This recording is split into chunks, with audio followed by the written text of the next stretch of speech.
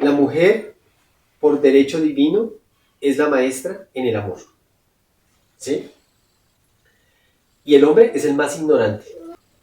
Pero la mujer tampoco va a poder descubrir el amor hasta que el hombre no aprenda. Porque el hombre es el encargado de mostrarle a ella lo que ella le enseñó a él. El celibato es el peor atentado que puede ocurrir ante Dios. Porque Dios es una unidad completa y absoluta, ¿sí? Entonces tenemos dos naturalezas y nosotros no pertenecemos a ninguna de ellas dos. Entonces somos un aborto natural. El ocultismo lo que nos permite también es comenzar a desglosar, a sensibilizarnos para reconocer cómo es que estamos obrando de adentro hacia afuera y cómo esa respuesta de afuera hacia adentro. Una cosa es sentir placer y otra cosa es sentir un éxtasis o sentir una plenitud, ¿sí? Y el éxtasis y la plenitud solamente se pueden encontrar cuando tú realmente haces un uso correcto de tu energía sexual. Y es que realmente el hombre no vive un placer sexual. Quien realmente puede llegar a vivir un placer sexual es la mujer, y tampoco es que realmente la mujer esté muy educada para vivirlo. Estamos educados a una necesidad sexual, ¿sí? Hola, ¿cómo están? Bienvenidos a este programa de Sexualidad Sagrada. Hoy tenemos dos invitados muy especiales, pero voy a dejar que ellos se presenten primero. Y vamos a hablar de un tema muy interesante que es la sexualidad desde un punto de vista del ocultismo. Entonces primero nos vamos a presentar. ¿Quién quiere comenzar?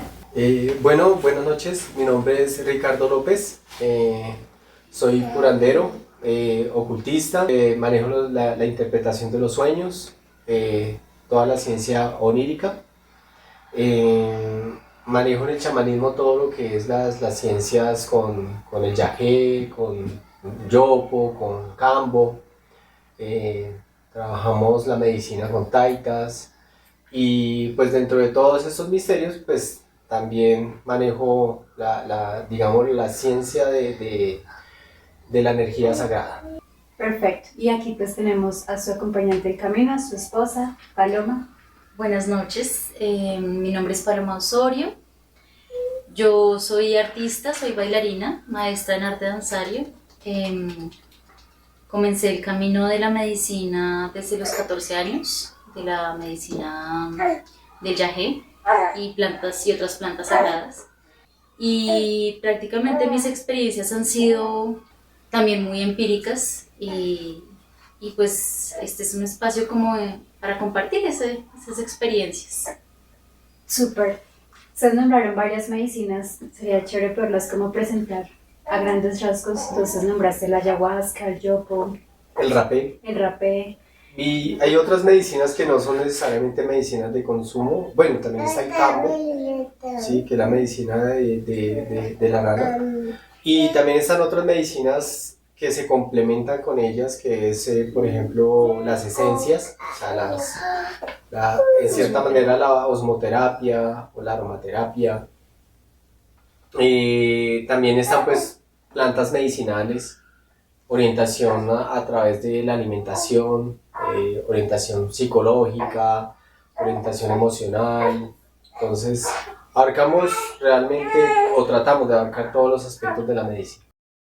¿Qué tal si hablamos brevemente de estas medicinas? Por si alguien nunca o es la primera vez que las escucha, entonces la ayahuasca o el yagé.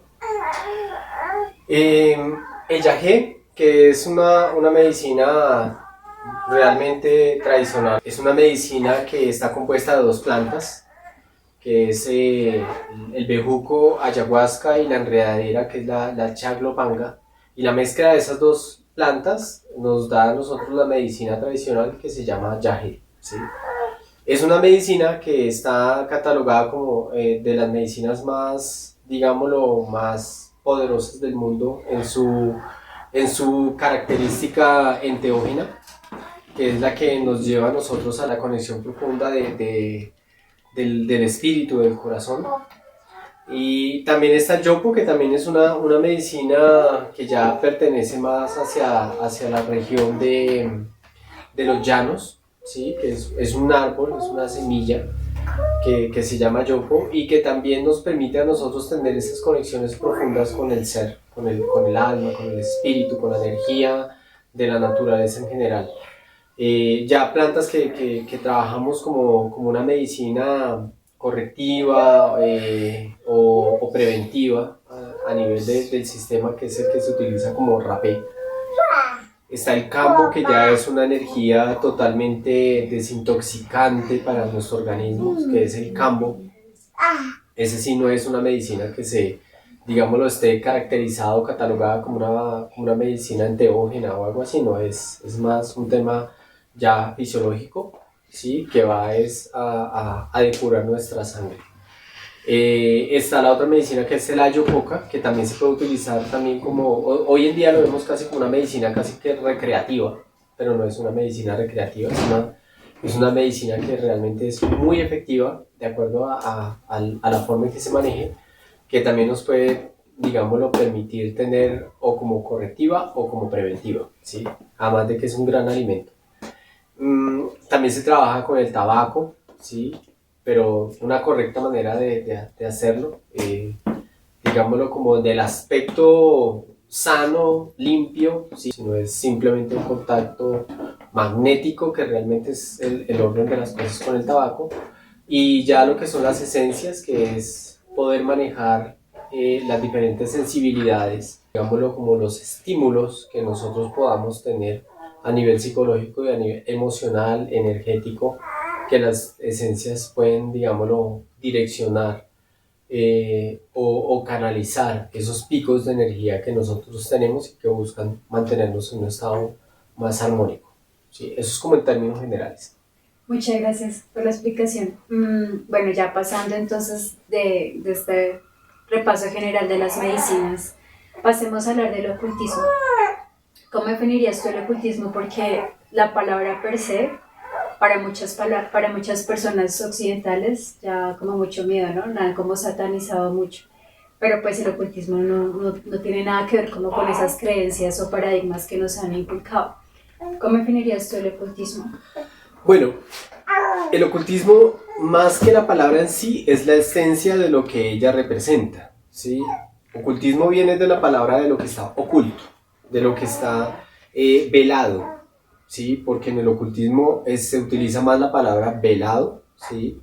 Que tiene un velo que no permite ver más allá. Entonces, todos esos misterios han sido velados de tal manera que solo aquellos que realmente tengan las capacidades intuitivas, ¿sí? Que son las que corresponden al corazón, y que tengan las capacidades ya con una clarividencia más desarrollada, puedan develar ese misterio que está oculto, ¿sí? Entonces el ocultismo está velado en simbologías, ¿sí? En textos que están escritos en claves. Pongo un ejemplo: Leonardo da Vinci. Coloca unas simbologías a través de de todo su arte, y con el tiempo empiezan a preguntarse, bueno, ¿por qué en la cena de los 12 apóstoles con Jesús no aparece la copa? Y ya después empiezan a decir, no, es que la copa es esto, la copa es lo otro, empiezan a sacar, digámoslo, como un poco de análisis. Entonces ya se dan cuenta de que sus obras tenían una simbología oculta, ¿sí? Entonces el ocultismo alude a eso, a todos esos misterios que han sido escritos de tal manera que no cualquier persona puede acceder al verdadero conocimiento que está oculto en él. ¿Por qué crees tú que se ha satanizado tanto el ocultismo o le han creado tanto miedo a diferentes doctrinas, sobre todo, por ejemplo, las religiosas, alrededor de esto? ¿Por qué ocultar eso? Lo que pasa es que los misterios que están escritos en el ocultismo, ¿sí? Son misterios que están construidos precisamente para sacar a las personas de la inconsciencia, de la ignorancia. Entonces, al nosotros empezar a encontrar un sentido real de cómo nosotros estamos dormidos, ¿sí? Digamos, en cierta manera, por así decirlo, engañados o en cierta manera manipulados o dirigidos, adoctrinados, ¿sí? Por todo lo que la sociedad en sí ha construido para su autoesclavismo espiritual, ¿sí? Porque el ocultismo habla realmente sobre la esclavitud espiritual. Entonces todas estas religiones pues no quieren perder sus súbditos. Entonces es una guerra entre religiones para ver quién adquiere más adeptos, ¿sí? Pero esto no se trata de búsqueda de religiones, porque realmente la religión o sea, al énfasis que hace una religión es como nosotros nos conectamos con Dios, ¿sí? Y la única forma de conectarnos con Dios es adquiriendo la libertad de ser, ¿sí? Donde nosotros realmente encontremos nuestra propia religión, ¿sí? Entonces las religiones no quieren personas libres, sino quieren esclavos que sean súbditos para digámoslo, sus fines, ¿sí? Pero en sí, el ocultismo lo que busca y que es como esas luchas es liberar a las personas de todo concepto y que encuentre la realidad y sobre su propia realidad fundamente sus propios conocimientos y su propia religión.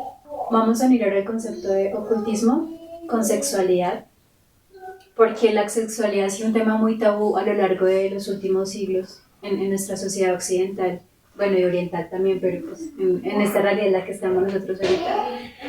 Y la sexualidad, pues el mayor conocimiento que tenemos es lo que nos enseñan en las escuelas, que son las enfermedades venéreas y qué no hacer para no contagiarse o no quedar embarazado, ¿sí? Pero en realidad hay toda una educación sexual que nunca nos han enseñado. Entonces, ¿cómo tomar la sexualidad desde el ocultismo?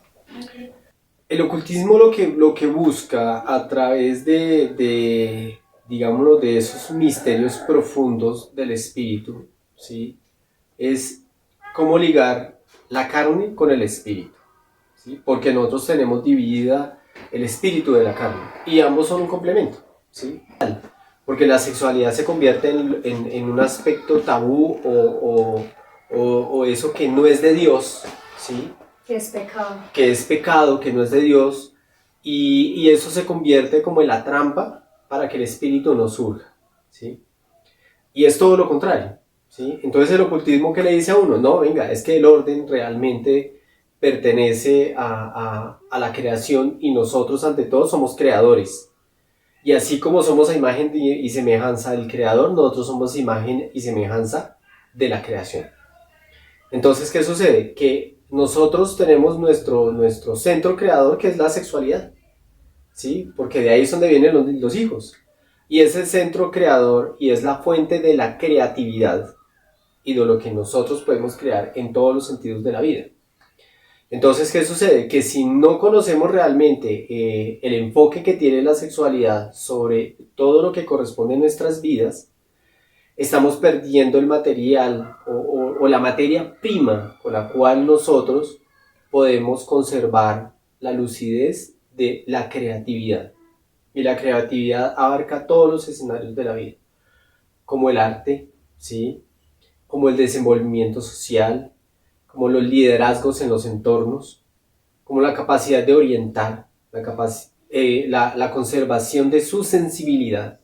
Tú tocaste un tema muy importante que es la simbología. En el ocultismo, ¿qué tan importante es la simbología y sobre todo la simbología sexual en nuestro subconsciente? Como se ha dicho desde un comienzo, la energía sexual alude a todo lo que tú creas, ¿sí? Entonces, si nosotros nos vamos al arte, por ejemplo, si tú pierdes tu energía sexual, no vas a tener la energía para dedicarte a hacer un arte cada vez más bello, ¿sí? O a crear algo diferente. O a crear cosas diferentes, ¿sí? A ser muy creativo, ¿sí? Es donde va el enfoque, digamos, de la esencia de la palabra, ¿sí? Cuando yo voy a un escenario deportivo, pues mi energía sexual es el motor para alimentar mi cuerpo y generar una mayor resistencia a toda la exigencia que yo quiera darle, ¿sí? O potencia. Potencialidad en todo sentido de la palabra, ¿sí? Si yo voy a un escenario, digámoslo, social, la sexualidad es el magnetismo con el cual yo puedo hacerme afín o ser selectivo de quienes son atractivos a mi naturaleza. Por eso muchos que tenemos una naturaleza caótica terminamos siempre agarrándonos con los más caóticos, ¿sí? Si nosotros nos diéramos cuenta que la forma en que yo alimente mi energía, de esa misma forma voy a expandir mi comunicación hacia afuera, pues yo me doy cuenta que realmente la fuente de mis problemas están acá adentro y no afuera. Porque como yo le digo a la gente, es más difícil que usted se vaya a buscar en el pajar donde está la aguja, ¿sí? A que usted se vuelva receptivo para que la aguja llegue a usted, ¿sí? Entonces eso es como una correspondencia, por eso se llama magnetismo, atracción, ¿sí? Y el magnetismo o puede atraer o puede repeler, ¿sí? Y eso es natural, ¿sí? En esencia es natural. Y si queremos poner ejemplo, queremos verlo de muchas maneras, se puede demostrar, ¿sí? Y ahora bien, si yo enfoco esa energía hacia lo espiritual, ¿sí? Si yo ya hago un uso más digámoslo, trascendental, pues obviamente que esa energía se va a convertir en la fuente por la cual yo voy a utilizar la magia, ¿sí? Que es la magia elemental, ¿sí? Entonces en la magia elemental es donde nosotros realmente podemos empezar a profundizar a través de esos misterios que están velados, ¿sí?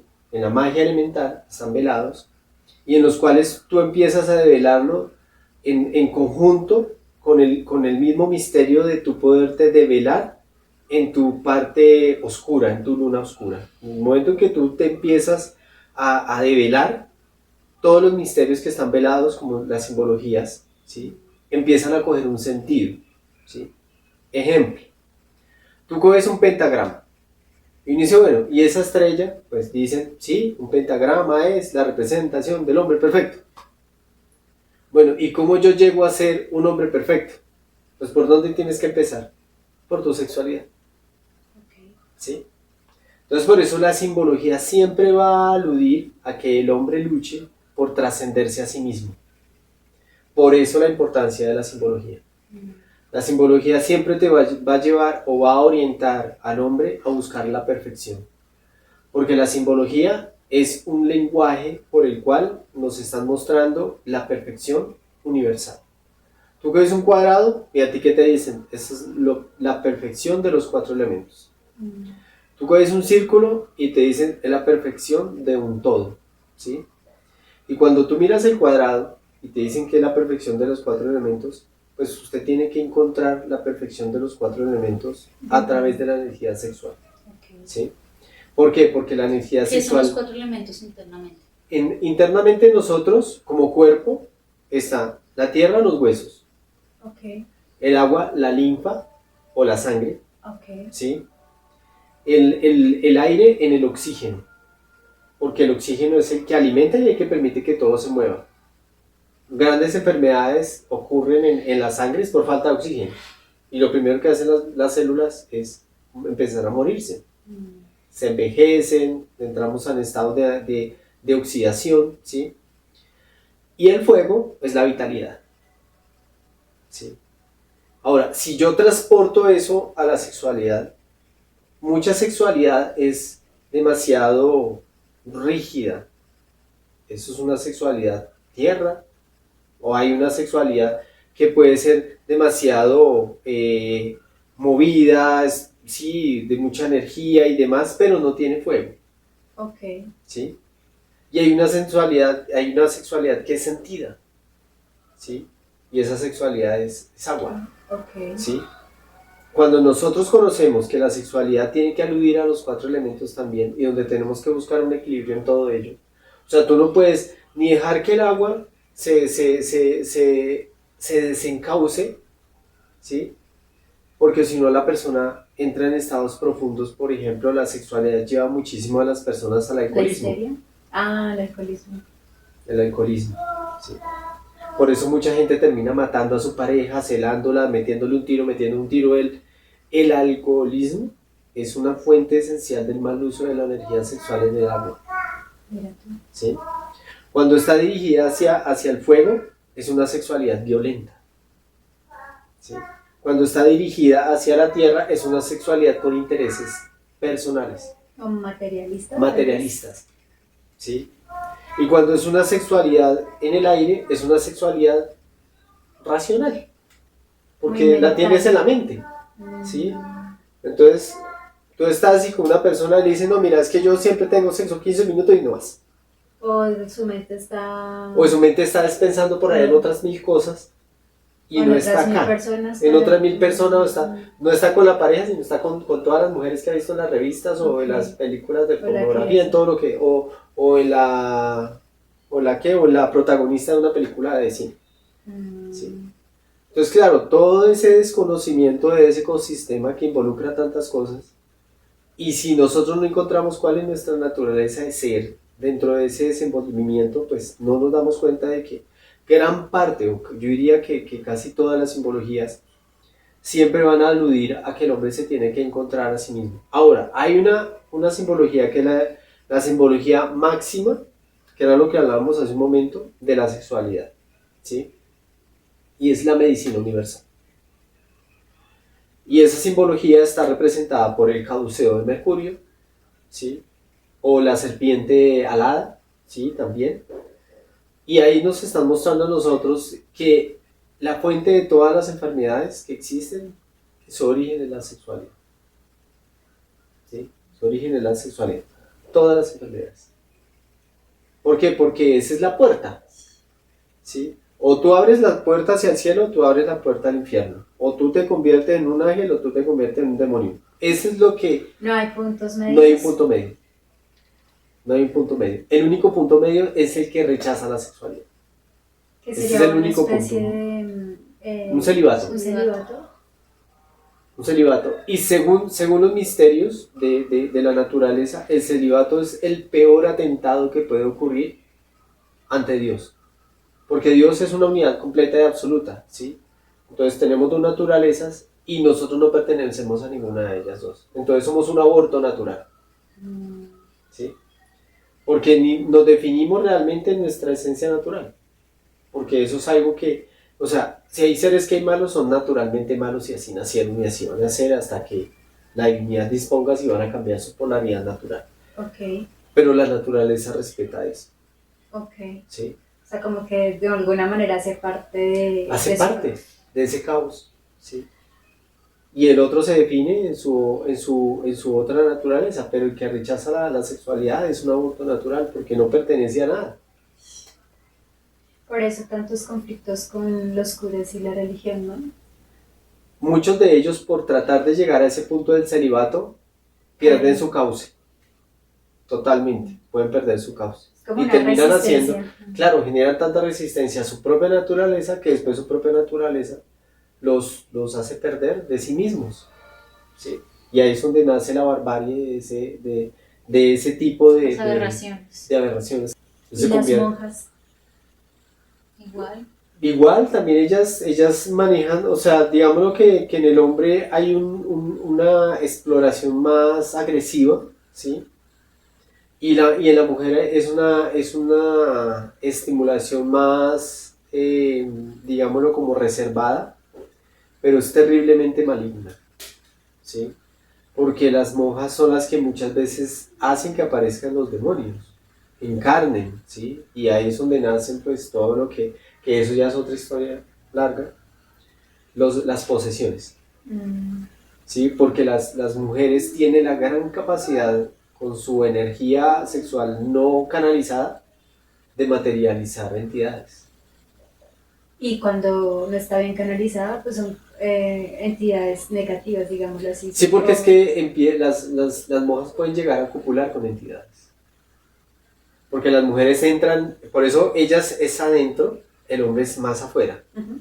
Entonces el hombre busca cómo explorar esas fantasías sexuales a Y través cómo sacarlo, ¿no? y cómo sacarlas. Y las mujeres tienen la capacidad de crear sus propias fantasías sexuales en su interior y materializarlas. Yo en la universidad leía un texto, una materia creo que estética, que hablaba de narraba muchas crónicas de cómo las mujeres vivían sus fantasías sexuales con Cristo. Entonces, todas las posibles formas de relacionarse con un hombre era con la imagen de Cristo y lo vivían en carne propia, o sea, se les aparecía y las complacía. Entonces, era como una forma en la que ellas no se sentían infringiendo ¿Fe? sus principios, pero tampoco podían evitar que aflorara su naturaleza humana Porque están al servicio de ese Dios. y que seguían al servicio de ese Dios. Tomándolo desde el punto de vista del hombre, hay temas como por ejemplo la eyaculación, ¿no? Un hombre siempre busca eyacular y cuando eyacula, digamos que se libera o ya llegó a su éxtasis o a su orgasmo. Desde el ocultismo, ¿qué pasa con la eyaculación en el hombre, por ejemplo? Y luego miramos en toda la energía femenina también. Ok, ahí hay un paradigma muy grande, ¿sí? Porque realmente el hombre no ha confrontado una cruda realidad. Y esa es la raíz fundamental de todo lo que envuelve al hombre dentro de la sexualidad. Y es que realmente el hombre no vive un placer sexual.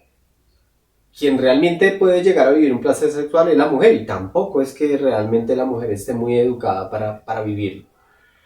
Estamos educados a una necesidad sexual, ¿sí? Es satisfacer una necesidad de algo que yo siento que no puedo manejar por mi propia voluntad, entonces yo tengo que deshacerme de esa necesidad. La eyaculación es una necesidad. El no eyacular es una responsabilidad, ¿sí? Y que esa responsabilidad requiere voluntad. Y cuando las dos personas llegan a ese orgasmo o a esa, por así decirlo, pérdida de energía, porque pues en el hondo significado es una pérdida, porque desperdiciamos la materia prima con la que nosotros podemos, digamos, fortalecernos en todas nuestras facultades. Entonces nos deshacemos de esa responsabilidad y sentimos que llegar a ese punto clímax es lo esencial, porque eso es lo que nos ha vendido el mundo, ¿sí? Porque no conocemos nada más. Entonces, una cosa es sentir placer y otra cosa es sentir un éxtasis o sentir una plenitud, ¿sí? Y el éxtasis y la plenitud solamente se pueden encontrar cuando tú realmente haces un uso correcto de tu energía sexual. Entonces, estamos tergiversados. Como el hombre no siente placer, piensa que la eyaculación es el clímax del placer. Pero es un momento fugaz, que a la final termina convirtiéndose en una, digámoslo como en una decepción moral interna, ¿sí? Que todavía no está, digámoslo, definida realmente en cada uno, porque en todos, digámoslo, que funciona diferente. Y para unos puede convertirse como en la razón de ser, ya cumplí, ¿sí?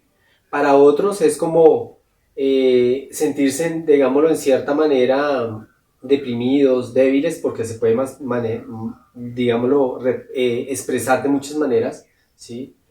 A nivel psicológico puede sentirse la persona totalmente débil a nivel mental, ¿sí?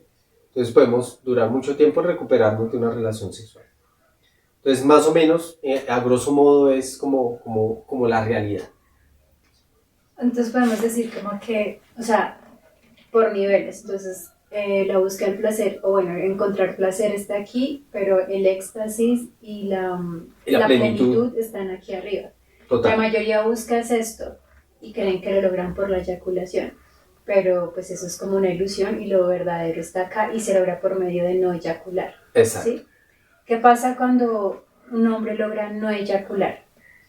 Como que ¿qué objetivos logra a nivel espiritual o mental, físico, emocional? Primero que todo, eso nos otorga a nosotros salud, ¿sí? ¿Por qué? Porque es que en la eyaculación nosotros estamos perdiendo minerales, proteínas, aminoácidos, ¿sí? Que están ahí como reserva de nuestro organismo, ¿sí? Entonces, si nosotros tenemos un día muy excesivo, muy extenso, muy exigente, la energía sexual suple muchas necesidades que nuestro organismo necesita. Entonces, claro, como la gente pierde su energía, entonces le toca acudir a un Vive 100, a un tinto, a un azúcar, a muchos otros estimulantes que suplan esa pérdida que tiene nuestro organismo y que nuestra energía sexual ya no está para poder suplantar o mantener, ¿sí?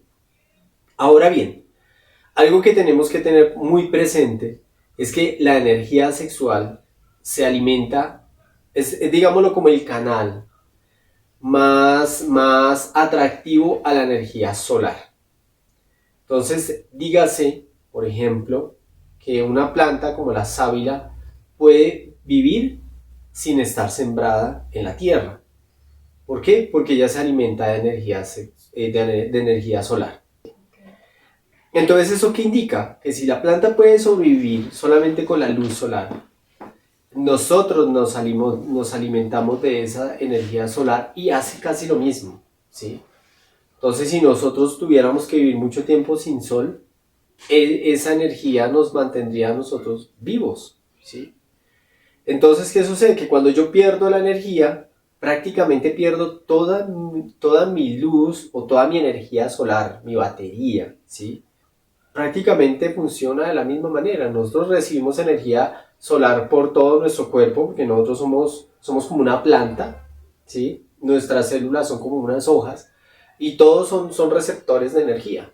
Y toda esa energía, la reserva, se alberga en la energía sexual, ¿sí? Por eso es la energía creadora. Fuera de cámaras, tú pues, me explicabas sobre la intuición Y el instinto. y el instinto. ¿Qué son y cómo se relacionan estos conceptos a la sexualidad? Nosotros ante todo y primordialmente no somos carne. Nosotros somos en esencialidad energía espiritual, ¿sí? Es una energía cósmica universal. Y que tiene la capacidad de ser individualizado como una conciencia única en la existencia, ¿sí? Por eso no todos se dedican a lo mismo. Algunos deciden ser un monje y van y se pierden por allá en el Tíbet y no están pensando ni hacer plata, ni piensan en universidad, ni piensan ni siquiera en familia, ni nada de eso, porque encuentran su razón de ser espiritual, ¿sí? Entonces cada quien se va encaminando acorde al llamado interior, pero a la final en esencia nosotros vamos a ser espíritus deambulando por esta tierra, que venimos temporalmente, pero no sabemos hace cuánto que no venimos a pisar la tierra. Cuando venimos, tenemos que encontrar esa razón de ser en nuestra existencia. Por eso el ser humano crece y siempre va a sentir un vacío de no sentirse pleno consigo mismo, en todos los sentidos de la vida, porque no lo formó en su interior. Ahora bien, ya encontrando esa razón de ser, el ser humano nace con dos responsabilidades. Nace con la responsabilidad humana, o sea, nuestro cuerpo, y nace con una responsabilidad divina, que es nuestro espíritu. Y tenemos que cargar con esa cruz. Es una responsabilidad horizontal, que es nuestra responsabilidad humana. Y tenemos una responsabilidad vertical, que es nuestra responsabilidad espiritual. Y esa es la cruz que hemos de cargar hasta la tumba, ¿sí? Entonces, en las responsabilidades espirituales está el poder nosotros lidiar con todo lo que las leyes universales le exigen al espíritu, ¿sí? ¿Y qué es lo que le exigen? Saberse desenvolver socialmente y humanamente en la vida, ¿sí? Y la responsabilidad que yo tengo en mi cuerpo es reconocer de qué manera se desenvuelve mi naturaleza instintiva. ¿Por qué razón? Porque mi naturaleza instintiva es una responsabilidad que yo tengo que aprender a educar. O me convierto como un animal cualquiera, o realmente obedezco al orden de la naturaleza, que es que el hombre es quien rige sobre la naturaleza. Pero no rige sobre la naturaleza por el poder impositivo de su fuerza, sino por el poder impositivo de lo que puede controlar de su propia naturaleza. ¿Eso qué quiere decir? Que hay muchos grandes seres que tenían la capacidad de dirigirse a los animales, por muy salvajes que fueran, y ellos no les hacían nada porque reconocían al santo en su integridad absoluta desde su naturaleza instintiva. Ahora, ¿qué es el control instintivo? Es que nuestro cuerpo siempre va a tener necesidades que obedecen a ese llamado natural. Procrear es uno de los llamados más fuertes de la naturaleza. Entonces todo el tiempo nosotros estamos llamados a procrear. El hombre, como los animales, siempre van a sentir la necesidad de procrear cada vez que una mujer esté ovulando. Entonces, gran parte de los atractivos que nosotros encontramos dentro de la sociedad es un tema netamente instintivo, pero que tergiversemos eso y lo convirtamos en un escenario de Corín Tellado o un escenario de novelas y películas de fantasías, ya eso es otra historia, ¿sí? Porque eso ya pertenece a las fascinaciones que el ser humano ha construido a través de su mente y a través de su intelecto. Pero la realidad concreta, ¿sí?, profunda y en esencia, es que nosotros tenemos esa responsabilidad sobre todo lo que mi instinto me haga sentir. En nuestro instinto tenemos el instinto de la creación, tenemos el instinto de la conservación, ¿sí?, y tenemos el instinto de vivir, ¿sí?, de aprovechar la vida, y es conocer la naturaleza, cómo se desenvuelve, cómo comer, cómo vestirme, cómo vivir, cómo generar comodidades, cómo desenvolverme en la naturaleza. Entonces, nuestra exigencia creadora nos dice que tenemos que procrear, que tenemos que construir un hogar, que tenemos que tener una familia, que debemos dejar una semilla puesta como herencia. Pero ya si entramos al lenguaje como tal, está el lenguaje intuitivo, que es el que orienta el desarrollo del espíritu para despertar esas virtudes. Y está el lenguaje instintivo, que es el que todo el tiempo nos está a nosotros diciendo qué debemos hacer para cumplir con esos principios iniciales de los que hablamos, que es para la naturaleza. Entonces existen dos paralelos: la existencia como espíritu y la vida como naturaleza. Existencia corresponde al espíritu, la vida corresponde al ser humano en la tierra, ¿sí? Entonces, así como resumir. ¿Y cómo trabajar esas dos áreas en la sexualidad, el instinto y la intuición? El instinto, que hagamos uso de la energía, ¿sí?, para crear. El que yo a través de mi voluntad le diga al instinto que esa energía está para crear, pero al servicio del espíritu, no al servicio de la procreación, ¿sí?, en ese momento ocurre como una lucha de fuerzas, porque yo debo como espíritu empoderarme sobre lo que el instinto me exige, hasta que el instinto comprenda de que su naturaleza no está al servicio de lo que la naturaleza exige, sino está al servicio de lo que el espíritu ordena, ¿sí? Y a través del tiempo, esa lucha va definiendo realmente si yo realmente reconozco mi espíritu sobre la materia y sobre lo que el instinto impone, o el instinto realmente nos muestra que somos simplemente demonios vestidos de oveja. Pero para yo hacer ese uso fundamental de la medicina, tenemos que saber respirar. Entonces, la respiración es como el medio. Entonces, cuando yo dirijo esa energía por todas las diferentes técnicas taoístas, orientales, hindúes, budistas, porque pues, el budismo maneja muchísimo las corrientes del pranayama, del hatha yoga y todas estas corrientes que lo que buscan es permitir esa canalización de energía. Y algo que es muy importante también y es la genitalidad, la carne. Instintivamente y socialmente estamos acostumbrados a ver primero a través de la apariencia y de lo físico, de lo material.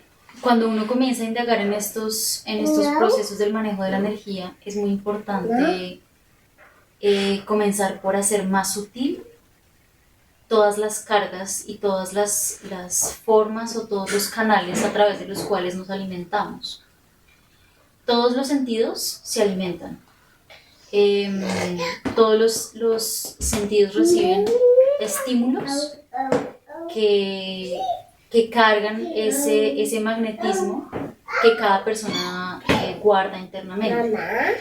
Magnetismo se entiende como un estado de vibración que es afín a lo que escuchamos, a lo que sentimos, a lo que tocamos, todo lo que entra por los sentidos. Cuando los estímulos son muy fuertes, no le puede garantizar a uno, digamos que un manejo, un control, un dominio. Entonces es muy importante empezar por hacer más sutil todos esos estímulos. Entonces, escuchar música más armónica, de pronto sonidos de la naturaleza, más instrumental, no tan emocional, no tantas letras que generen todos esos impactos, los alimentos, una dieta un poco más neutra, más con un pH más básico. En general, hábitos que nos permita tener un poquito más de control sobre nuestra energía. Por ejemplo, en el caso de las mujeres es muy importante reconocer el ciclo que estamos atravesando. No solamente respecto a los 28 días de la menstruación y de la luna, sino también la edad, el desarrollo fisiológico, psicológico, emocional. Hay edades en las que la mujer está mucho más abierta a lo social, otras mucho más interiorizada, otras está con el instinto materno mucho más a flor de piel. Entonces, y todo eso se ve reflejado en la sexualidad, en la forma en la que nos comunicamos y que estamos creando todo el tiempo. Digamos que la parte más cruda de lo creativo es como la intimidad en pareja o individualmente, pero la creación está todo el tiempo. Uno está verbalizando, uno está construyendo con las manos, uno está resolviendo, uno está creando pensamiento. Y eso lo que hace es que comienza a nutrir ese universo a través del cual yo reconozco el mundo, me comunico, me comparto con la existencia. Entonces, muchas de estas, el ocultismo lo que nos permite también es comenzar a desglosar, a sensibilizarnos para reconocer cómo es que estamos obrando de adentro hacia afuera y cómo esa respuesta de afuera hacia adentro nos da una noción de quiénes somos en nuestra naturaleza. Y la sexual es una parte fundamental de esa naturaleza, es un pilar de la existencia humana. Entonces, ahí surge todo, las enfermedades que desarrollamos, nuestras debilidades, nuestra naturaleza egoica, la forma en la que los ambientes que atraemos, las personas que atraemos a nuestra vida, todo eso está marcado por cómo nuestra influencia sexual es en su naturaleza. Cuando tú nos hablabas de los estímulos fuertes a los que estamos acostumbrados y pues más cómo llegar a unos estímulos más sutiles, o sea, ¿cuáles son esos estímulos fuertes a los que te refieres que la sociedad está acostumbrada? La necesidad de estar sobreestimulados es una respuesta a una insensibilización en los que hemos tenido que bloquear o no hemos podido realmente proteger nuestra integridad, nuestra parte más profunda y más íntima, y quedan muchas laceraciones, mucha falta de comprensión de esa susceptibilidad que nos hace optar por insensibilizarnos. Entonces, la mejor manera de volver a percibir, a sentir, es lo más burdo, lo más estimulante, lo más denso, lo más grotesco también a veces, para poder de alguna manera mover internamente esas fibras que están tan bloqueadas por dolores, por frustraciones, por traumas, y muchos de ellos en el hogar. Entonces yo siento que la crianza es una etapa fundamental en donde comienzan a desarrollarse todos esos ciclos que se pueden ver reflejados en distintas etapas de la vida. A veces comienza como una circularidad donde se repiten los primeros 7 años, se tienen vivencias, experiencias fuertes que se pueden estar repitiéndolos en el siguiente ciclo de 7 años. y así sucesivamente cada 7 años. Realmente la naturaleza te permite volver a afrontar para sanar cosas que quedaron pendientes también. O sea, no es un castigo, es la vida. Sí, es la forma en la que uno puede... Igual ahí verlo. para complementar un poco lo que acaba de decir mi esposa, que es muy importante, es que la sociedad misma le está vendiendo el estímulo al ser humano para que él sienta siempre la necesidad de estar en ese círculo vicioso de estoy estimulado pero tengo que desestimularme, ¿sí? Entonces tú llegas y consumes un estimulante y ese estimulante te genera un pico de impulso que tú tienes que irte para una rumba y clavarte una semana, ¿sí? Teniendo sexo con un montón de personas al tiempo, ¿sí? Porque estamos tan sobreestimulados que no sabemos qué hacer con tanto estímulo. Entonces tenemos los estímulos alimenticios, los estímulos visuales, auditivos, sensoriales, en todo sentido.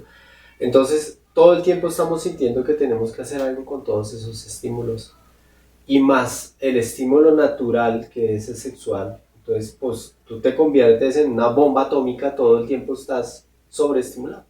Como que hay una constante insatisfacción sexual, o sea, como que alguien, bueno, recibe un estímulo sexual y después no, como que necesita sentir más, entonces como que le pegue más duro, o como que necesita que la pornografía sea aún más fuerte o aún más sádica, o bueno, no sé, como que tiene que ser cada vez, como tú decías, más denso para lograr como satisfacer esa insatisfacción. Lo que pasa es que los estímulos son una, digámoslo, como una falsa idea o una forma errada de vendernos a nosotros algo que siempre estamos buscando, ¿sí? Y es plenitud. Nosotros siempre vamos a sentir que queremos esa satisfacción, ¿sí? De alguna manera. Entonces muchos pueden decir que tener miles de millones y nunca acaban de llenarse las arcas de plata y siempre van a querer más, ¿sí? Eso no es algo que solamente se viva en el aspecto egoico, eso está expresado en cada partícula de nuestro cuerpo y en todos los sentidos de la palabra, ¿sí? Entonces, ¿qué sucede? Que cuando nosotros estamos sobreestimulados, ese sobreestímulo genera una necesidad en nuestro organismo de seguir sintiendo esas mismas sensaciones que me generan de una manera placer, ¿sí? ¿Por qué? Porque nuestro sistema nervioso está segregando un montonón de hormonas que son los que me hacen sentirme a mí en esa punta y siempre quiero estar allá. Entonces, ¿qué sucede? Que tanto el organismo siente que esos estímulos químicos no le pertenecen y los rechaza, pero el que vive en ese cuerpo quiere seguirlo sintiendo, entonces sigue alimentando el cuerpo con más estímulos para seguir pegado en ese pico. Pero el cuerpo jamás siente que eso sea realmente lo coherente para su naturaleza, porque todo eso es antinatural. Y cómo salirse un poco, qué ejercicios podríamos hacer para salir de esa sobreestimulación o ese círculo vicioso. Hay algo muy importante y es que la crisis no se reconoce como un proceso de crecimiento o de sanación. Todo el tiempo la crisis se tiene que evadir. No se tiene que consumir analgésicos para evadir el dolor, placebos para buscar sentir placer, pero en ese mismo orden de negar el sufrimiento, el cambio, la transformación, el caos. Es una Huida. sí, una debilidad que todo el tiempo estamos Una desarrollando. evasión a la realidad. Y la crisis es una oportunidad maravillosa, en donde un parto es una crisis, es el nacimiento de un nuevo ser, pero es dolorosa, hay sangre, Dolores. sí, es fuertísima, es La un pregunta, tránsito. ¿y qué tal ese parto? Y uno dice, terrible. Eso es tremendamente durísimo. Sí, es durísimo, pero yo creo que la felicidad que va generando después del tiempo, todo lo que eso nos entregó a nosotros, yo pienso que el premio es el sacrificio. El premio es el sacrificio, porque eso es lo que realmente otorga la satisfacción. La forma en la que se educa a los niños, hospitalizándolos, llenándolos de medicamentos con las primeras fiebres, las primeras dolores de estómago, de cabeza. Infecciones. Sí, desde chiquitos los niños están creciendo con un miedo y un rechazo a la crisis. yo no tengo la capacidad de afrontar lo que mi propio cuerpo me está diciendo. Entonces se crea una disociación del cuerpo, no se acoge, no se acepta, no se disfruta, porque principalmente es el padre el que está sufriendo porque el niño está enfermo cuando ni siquiera estamos sintiendo el mismo dolor. Entonces es esa fortaleza la que al ser humano le está haciendo falta desde su desarrollo, para que después eso no se convierta en una necesidad de buscar placer y satisfacción a toda costa, para evadir las crisis. Ahí estás dando un punto que es muy, muy, muy profundo y muy hermoso, y es que el ser humano realmente no le gusta dejarse enseñar por la vida. Somos seres muy desorientados sobre lo que la vida es en sí en nosotros, porque nosotros nacemos con una razón para vivir, ¿sí? Y esa razón de vivir no la podremos descubrir si no nos dejamos que la vida nos construya. Entonces todo el tiempo renegamos, evadimos, negamos, ¿sí? Buscamos alguna trampa para no tener que vivir ese trago amargo, pero el trago amargo es el que cura, ¿sí? Todas las medicinas que curan son amargas, y nadie ha entendido que el trago amargo es el que cura. Entonces me parece supremamente acertado lo que está diciendo mi esposa. Nosotros, a través de los conocimientos de la naturaleza, hemos encontrado herramientas que nos han ayudado a preservar todo este manejo de la energía. Una de mis especialidades es hacer herramientas con piedra natural, collares, aretes, pulseras, talismanes. Entonces están estas herramientas de respiración, de prácticas, de trabajo físico, y también están los símbolos que nosotros portamos, que generan unas afirmaciones sobre nuestro subconsciente. Entonces nos permiten tener como un apoyo en el momento de manejar las energías. Todo esto influencia e involucra la sexualidad. Entonces, herramientas que utilizamos son yapas, collares de piedra de 108 cuentas, que representan las 108 encarnaciones humanas, que cada uno de los detalles con los cuales están tejidos y están hechos tienen una alusión al trabajo interior.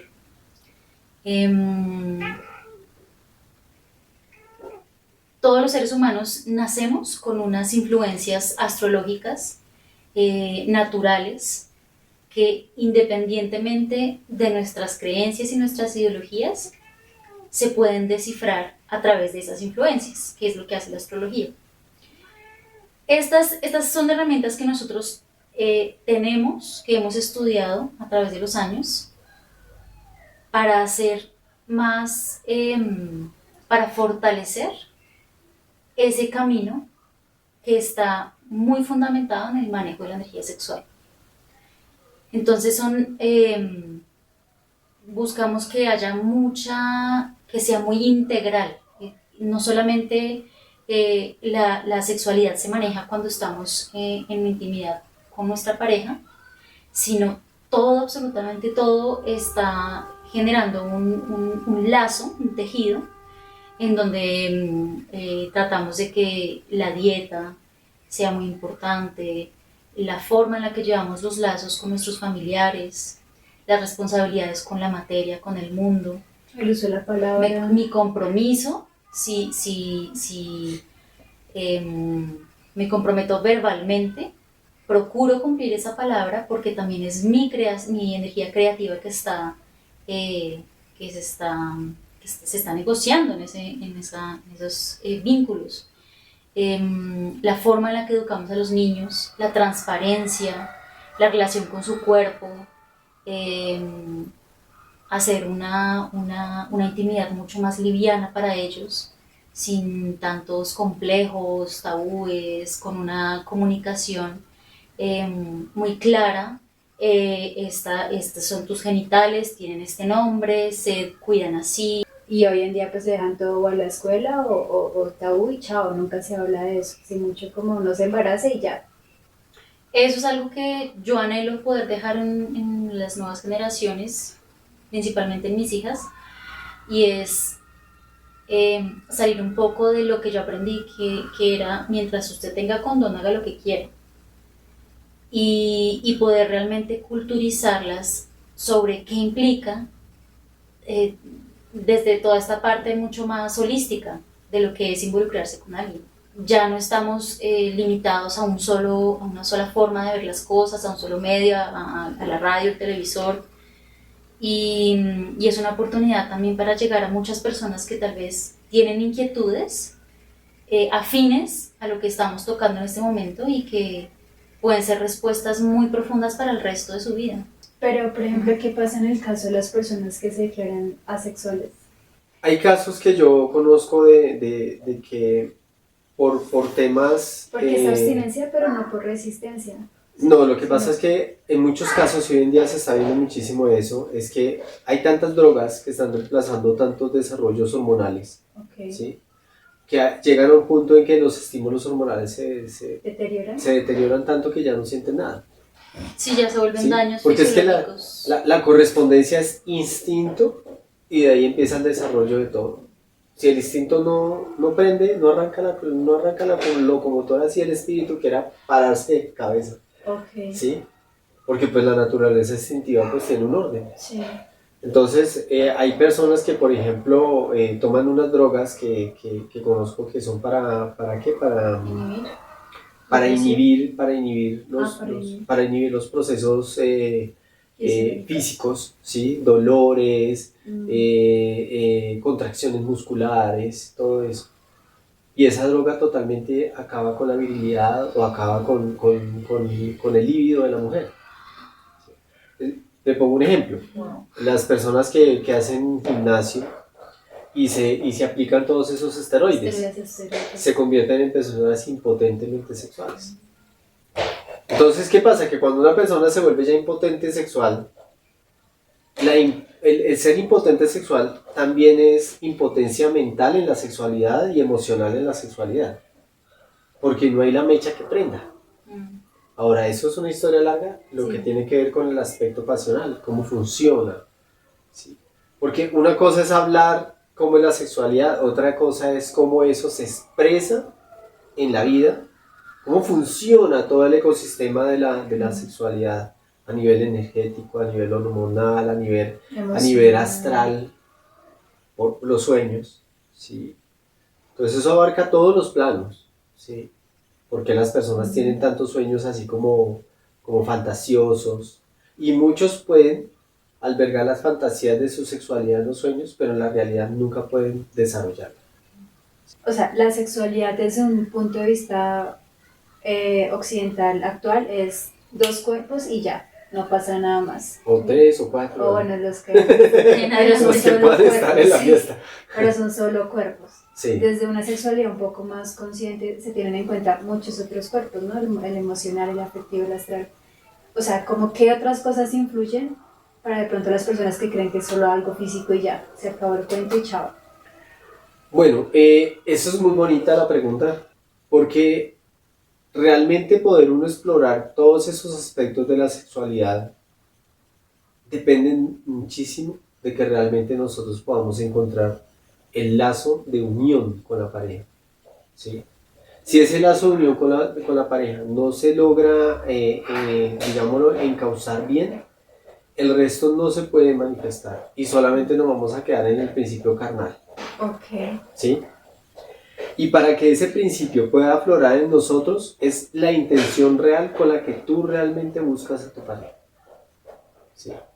Y el principio fundamental para que tú puedas entrar a encauzar todos esos diferentes aspectos hermosísimos que son lo que tú sientes en la energía, lo que tú sientes en tu corazón, lo que tú puedes obrar a nivel mental, o sea, bloquear tu mente, profundizarte, entrar en un estado realmente de plenitud, ¿sí?